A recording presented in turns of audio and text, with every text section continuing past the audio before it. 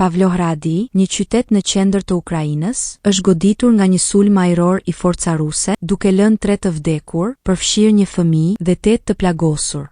Guvernatori rajonal, Serhiy Lysak, e konfirmoi lajmin në një postim në Telegram, duke shtuar se gjithashtu janë shkatëruar disa ndërtesa dhe shpërthyer disa zjarre.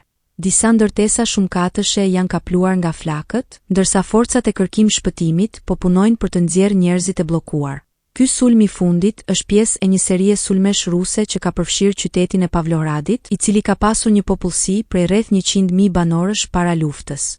Pavlohradi është një qendër kyçe hekurudhore, duke lidhur rajonin e Dnipropetrovskit me pjesën lindore të Ukrainës. Përgjatë natës, forcat ajrore të Ukrainës raportuan se Rusia ka lëshuar 103 dronë në një sulm të gjerë mbi 5 rajone të ndryshme të vendit. Sulmet kanë shkaktuar dëme të mëdha në Harkiv, ndërsa në Pavlohrad janë regjistruar viktima dhe të plagosur.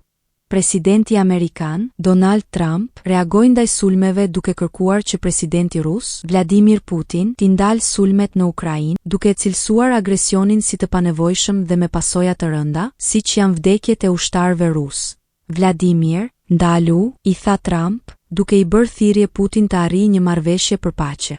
Po ashtu, presidenti i Ukrainës Volodymyr Zelensky ndërpreu vizitën e tij në Afrikën e Jugut për të kthyer në vend pas sulmeve në Kiev dhe për të shpallur se Rusia mund të arrijë armëpushim vetëm nëse ndalon këto sulme të përditshme. Sulmet ruse, përfshirë ato të dieshme me raketa dhe dron, kanë shkaktuar frikë dhe panik në qytetet e Ukrainës dhe po shtojnë presionin ndërkombëtar ndaj Moskës për t'i dhënë fund agresionit.